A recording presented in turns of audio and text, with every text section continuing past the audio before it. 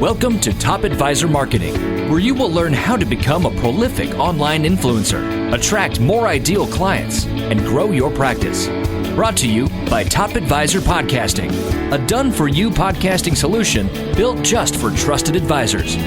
And now, your co-hosts of Top Advisor Marketing, Kirk Lowe and Matt Halloran. Hello and welcome to another Top Advisor Marketing podcast. Today's guest is Bill Hortz. He's the founder and dean of the Institute for Innovation Development. And we're going to talk about his magnum opus article, the first article that really opened the door to who he is and what he does. And it was all about innovation and change. It's all about a call to arms. Like, everybody needs to wake up within our industry to truly embrace something that is something so hard in our industry that we seem to get so much resistance to, which is change. And so that's what we're going to talk about today, because it not only has to do with basically all of the business tools that you need, but also, surprisingly enough, has to do with our favorite topic here, which is marketing. So Bill, welcome to the show. Well, thank you for having me. I'm excited. Why did you write this article? Why did you create this institute? Help me understand your epiphany and what you've done to really implement and try to change and just basically grab financial services professionals by the shoulders and shake the heck out of them and make them believe this. Well, I mean, bottom line, I was appalled. The background to this is that I was 30 years in the industry, financial services, working with a good number of asset management firms as head of sales, running sales, a internal sales force and a external wholesaling force, and I ran them consultatively. So we worked very actively with advisors across all the sales channels. So we're, the RIAs, the independents, the wirehouses, the old term, insurance agencies, the pension consultants, the retirement plan group. I mean, so I worked in all the different sales cultures. And then on a consultative basis, we were always trying to bring in consultants that would help us develop these training modules on developing processes, systems, and behavioral finance, what have you. And constantly challenging ourselves to be able to work consultatively with advisors. So that's a good amount of years in the trenches in all these different sales cultures. Then I went into strategic accounts, and I was one of the leaders of a major strategic account effort. There I started working the home offices. So there were, how do we support advisor training in the practice management or business development, let's not call it training, business development of advisors through their practice management efforts, through their Rep on the Rise program, their top advisor groups, or what have you. So, and also their conferences. So I've always had this practical lens on the business models and the operating ability of advisors. We've always been trying to help them in how you compete, how do you keep developing your resources in working with your clients. So I started going to cross-industry conferences on strategic accounts, global, cross-industry. I then started going to these innovation forums like the Front End of Innovation in Boston and the Chief Innovation Officer in New York City, and many others. These were global cross-industry groups that were challenging themselves as to how do you work with your clients in creative, innovative ways? How do you keep developing innovation and keep building your competitive positioning? And when I was at a lot of these conferences, the percentage of financial services professionals relative to all these other industries to be kind, let me use the word subpar. Oh, okay. That's fair. So the more I kept going, and this openness of, what do you mean you're doing that. That's one of the big things I learned. What do you mean? Yeah.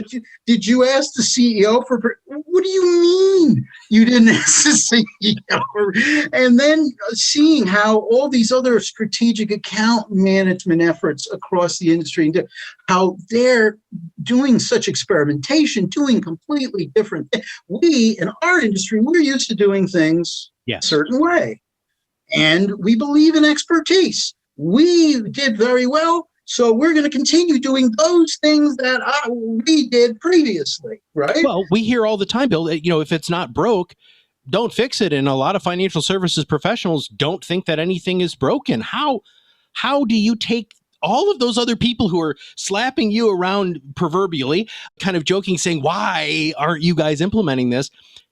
How are you trying to bring that stuff to our industry that's so resistant to change? Help me more with that. How are you hot pokering these people? Well, absolutely. The first concept was that I was appalled, and I kept seeing what is really going on. Okay. Cross industry globally, there's a lot of things changing, and at a very fast pace. People are openly experimenting and trying things, new things. And that's what got me appalled, that I said, everywhere it was going, the relative percentage in financial services relative to all these other industries was so small, or again, subpar, that's where I was so upset. Finally, threw in that's it. Is it and the old saying, right? If Muhammad won't go to the mountain has to come to Muhammad.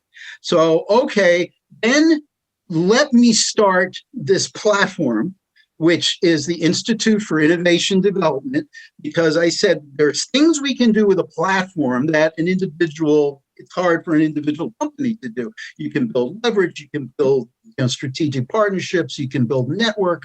So let me start a business innovation institute platform for financial services.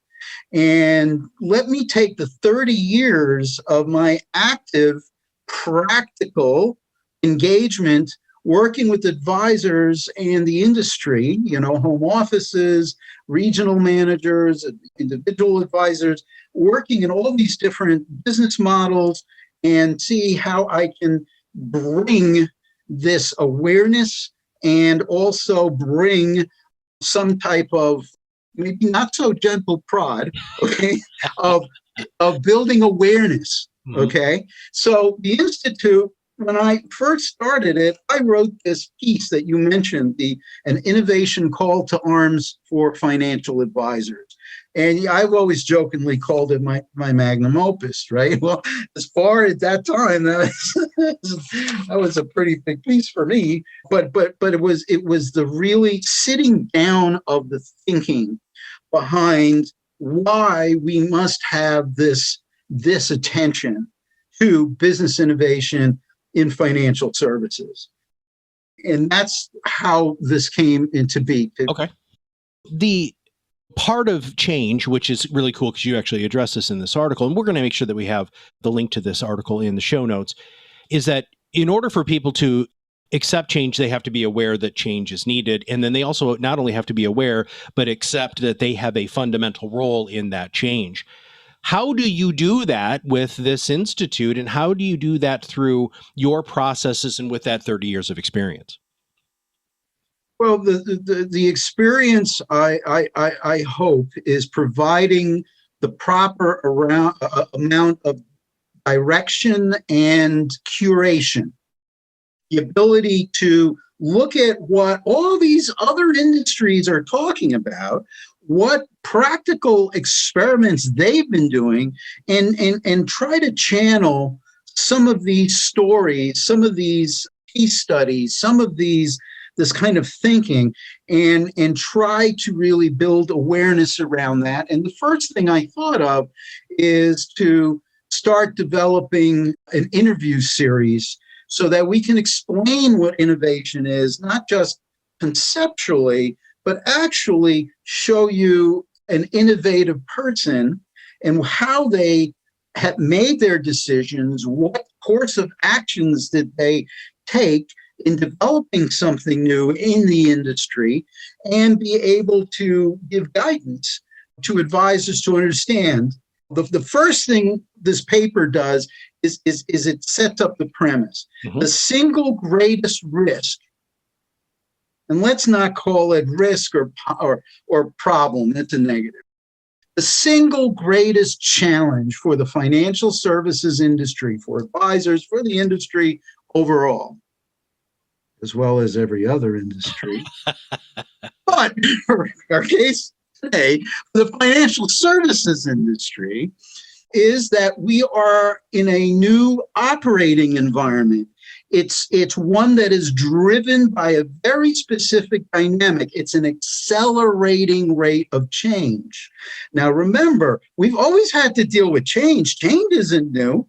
Right? Since we crawled out of caves, we've been changing all the time, and events and things. We constantly, but a lot of the former change was generational, or you had time to evolve. Now, this hyper rate and the accumulation, how one technology is feeding on another technology or on another idea, and that is, and let me give you a concept I talk to advisors about to understand what this hyper rate means. Most advisors have at some point talked to their clients about the need for investing, and they talked about that rate of change. Mm-hmm. That when you put a little bit of money away, you're going to see that curve. And the longer that you're in there, it doesn't just go up.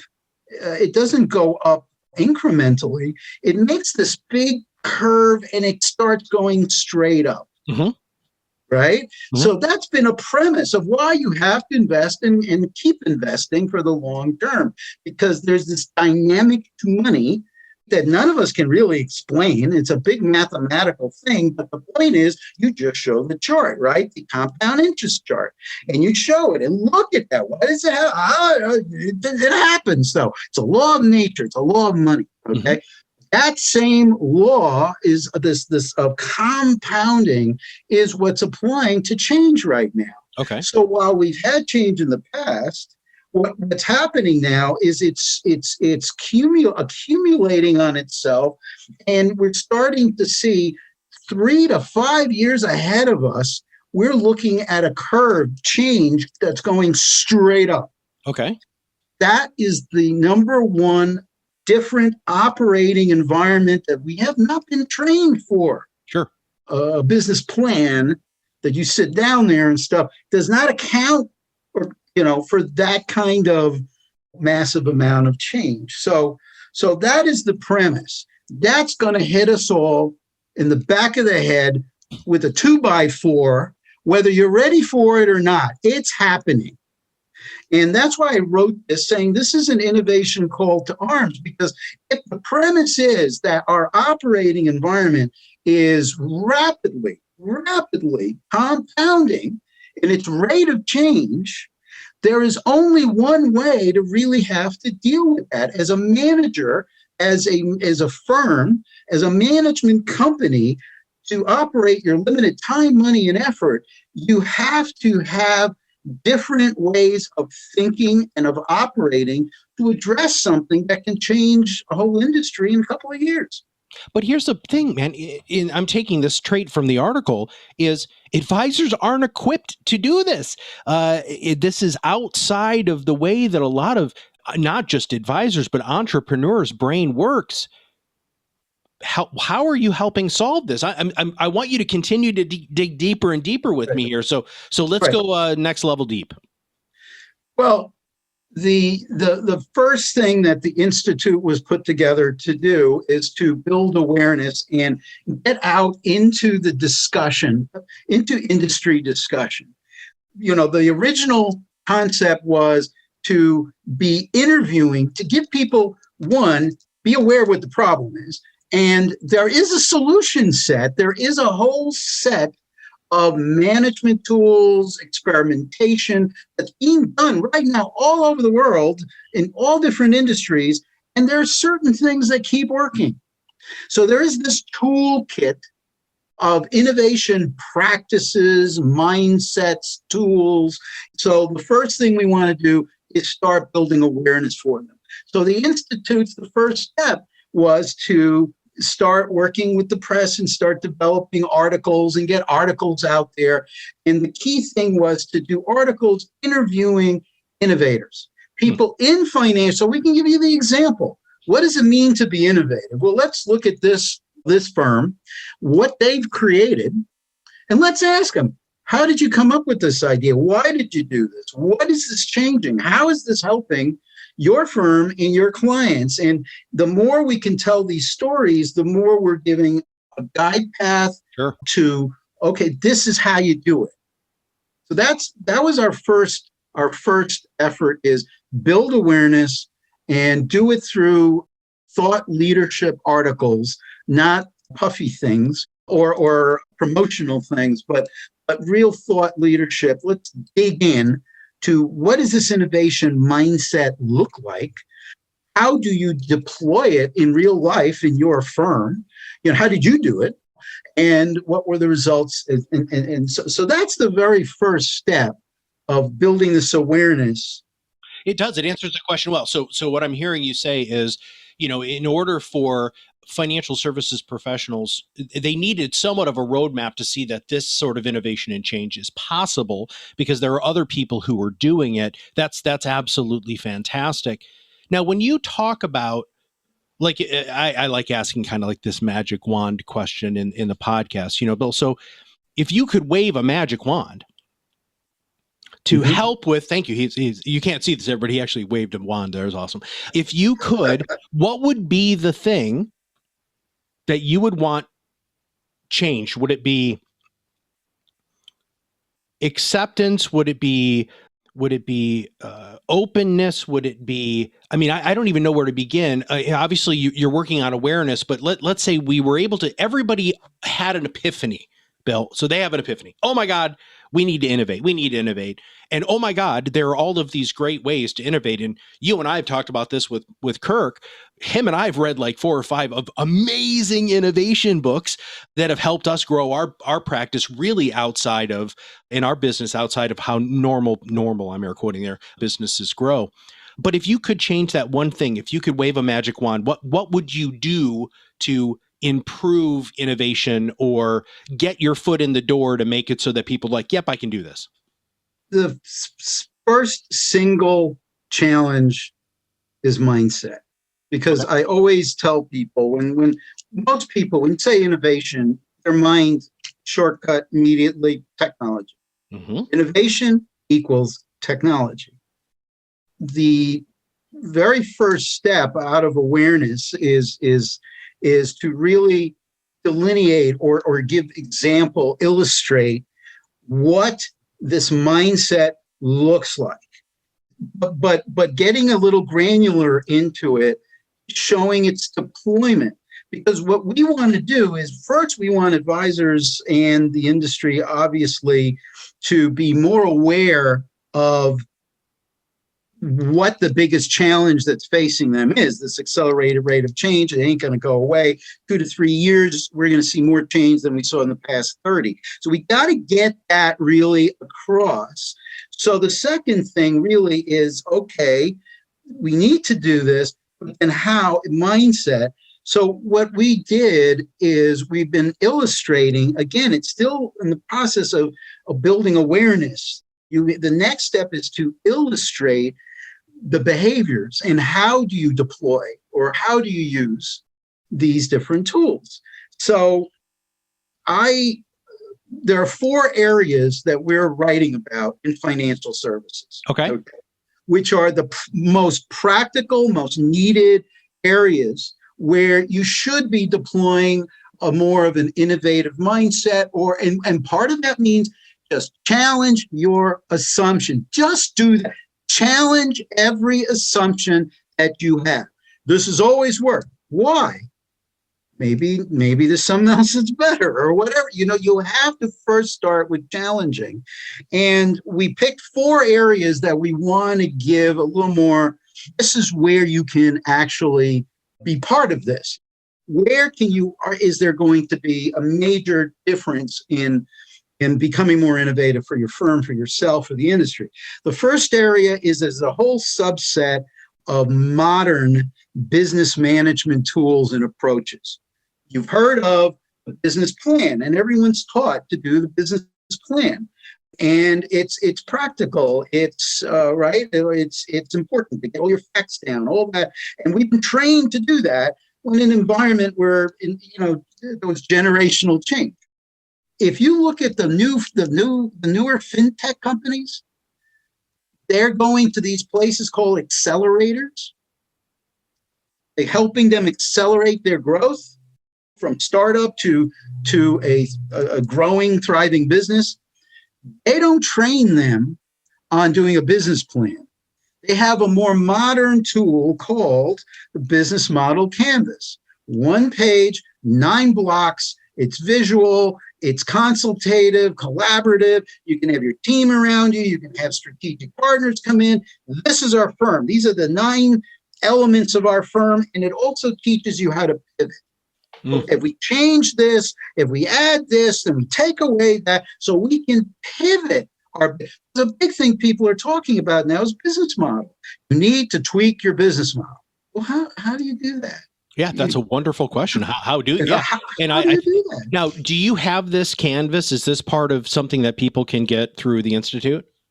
Oh, sure. And it's widely available anywhere. You have to type in business model canvas. Nice, very nice. Okay. You'll get 100 versions of it, all looking more or less the same, but different color patterns. But the point of the matter is, it's a new tool. Okay. And there's a series of these tools. There's design thinking, at the process of how to ask questions. And when you look at innovative companies, they're using these different types of management techniques of how they go about their business. Okay. How do they go about solving challenges, problems? How do they go about tweaking their business to be more competitive? There's a whole new set of tools out there. And a lot of the incumbents in this industry are not even aware of them because it's not something we teach. So the first place is to get people to really start being more innovative. We got to make them aware of precisely these series of tools that if you start just add 1 or 2 of these processes or ideas at your annual planning meeting or what have you, all of a sudden it's going to lead you into a whole other series of questions, and that can lead to a whole other direction. So that's number 2. Number 1 was the business management resources, talking about the acceleration, different way to do planning. What's number 2? Number 2 is we're really focusing on financial technology, fintech companies, but really going to a lot of the fintech companies that I know and that I've been finding, and a good number of them started with financial advisors. So now that's the perfect example. This is a financial advisor who got good and tired about some problem, and then they decided to do these series of steps, and then they developed this software, this platform, this, that, and whatever. So we want to really interview those groups and, how did you do that? What was the first step that you made? What were the challenges you had? How did you solve them?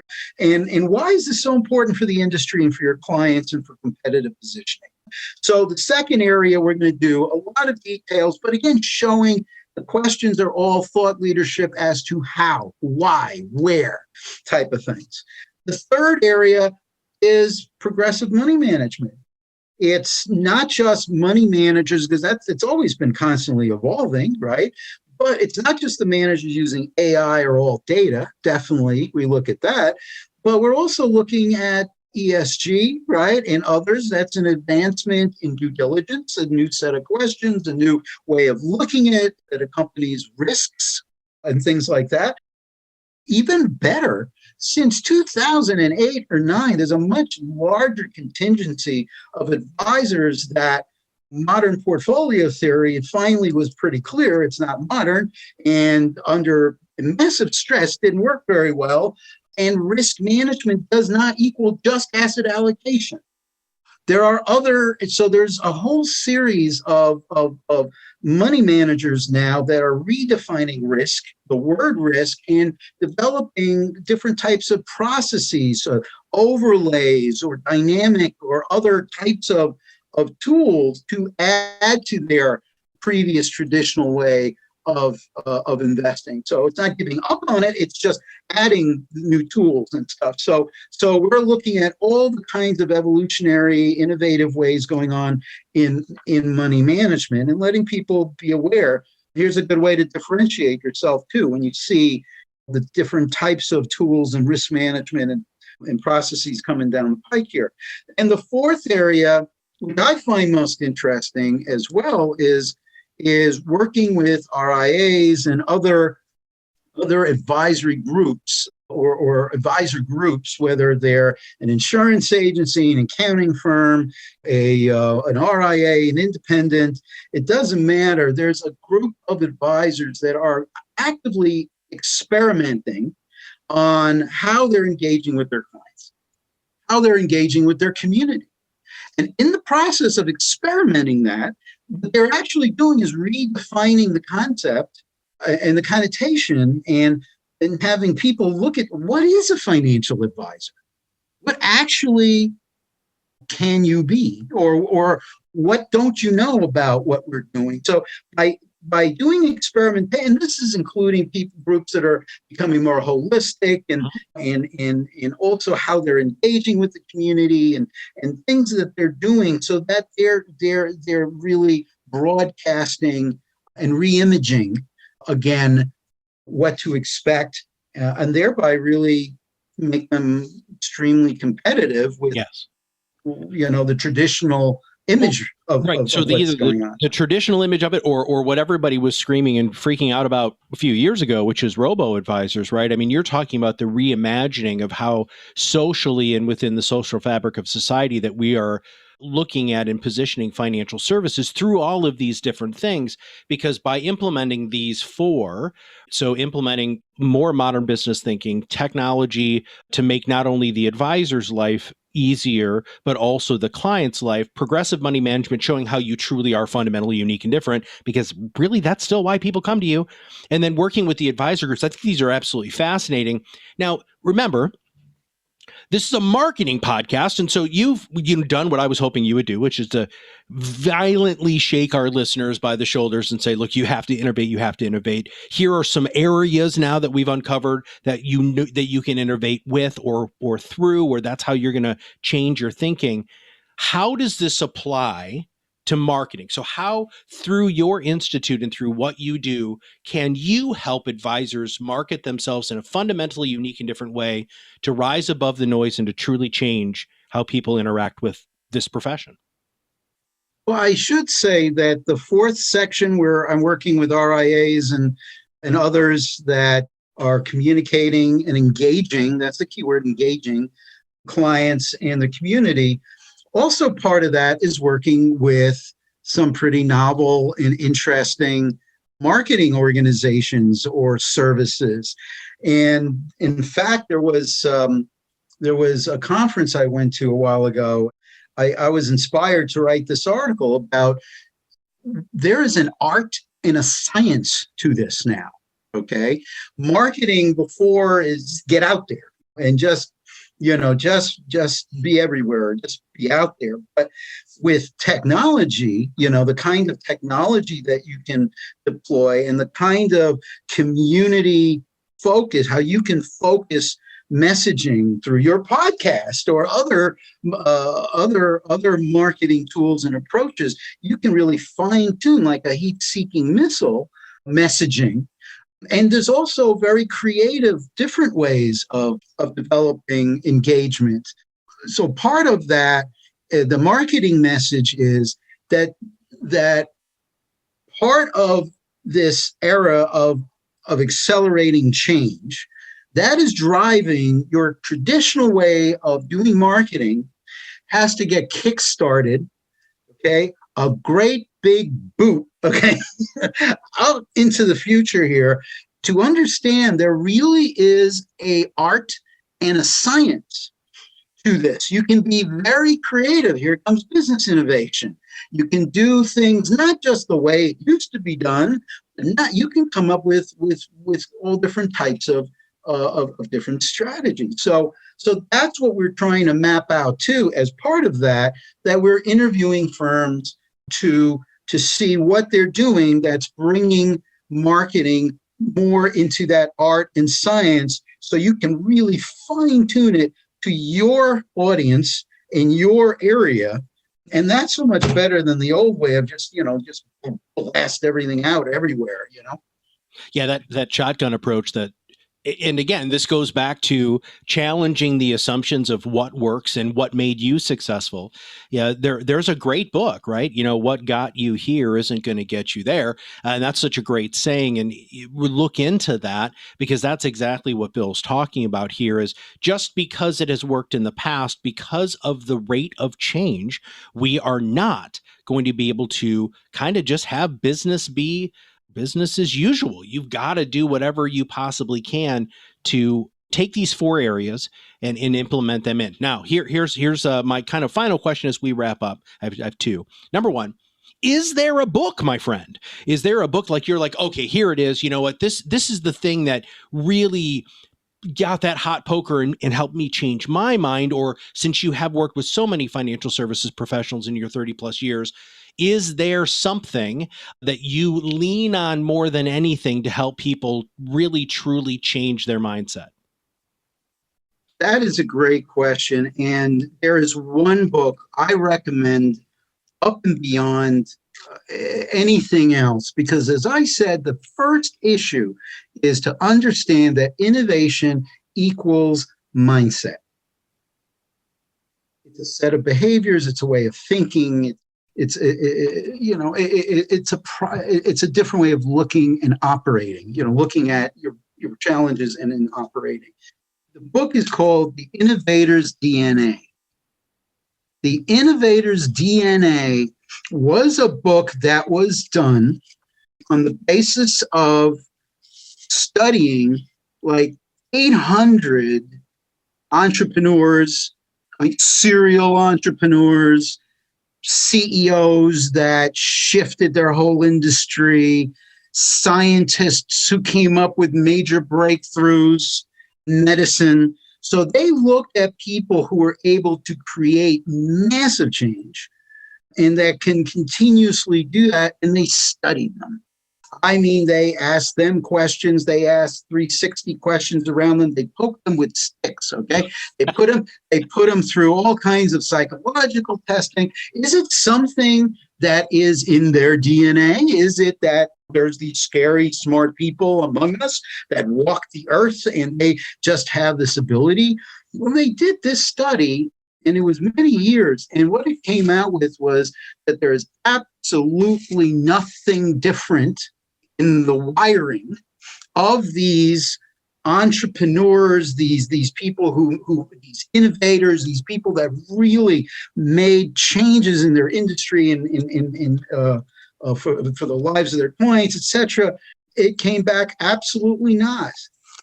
But what they did find out is they all shared similar behaviors. The behavior that they all shared is that they spent 50% of their time, 50% more time than the average business owner in doing a couple of things. One was questioning constantly and into an art form. Not ask a question, get an answer, and stop. They made questioning an art form. Observing, not just looking, observing really how are people reacting to things? What are these businesses in my community, the ones that are doing the best? Let me look, what do they do? Really being able to observe, experimenting. They constantly did little, and experiment doesn't have to be a huge multi-million-dollar, it could be quick, simple, easy, cheap. All right. Just come up with an idea, call 5 of your clients, try it out, but keep doing it. And then the fourth one was networking.